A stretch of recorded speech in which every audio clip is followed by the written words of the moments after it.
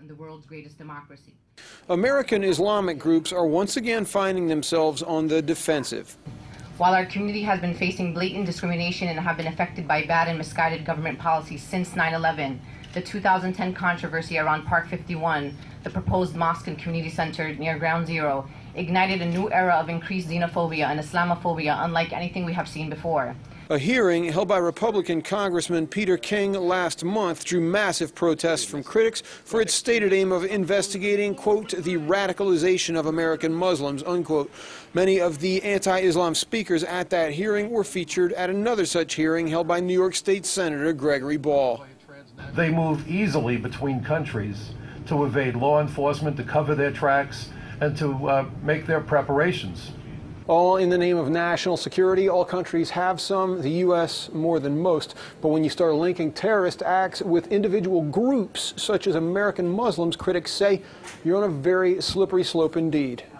Senator Ball says he feels that Americans are still not safe, a problem he aims to fix. The senator has included numerous agency heads and police officials in the hearings, something that Cyrus McGoldrick of the Council on American Islamic Relations says is more than Congressman King did. McGoldrick adds that two of the witnesses critical of radical Islam are the same ones Congressman King used.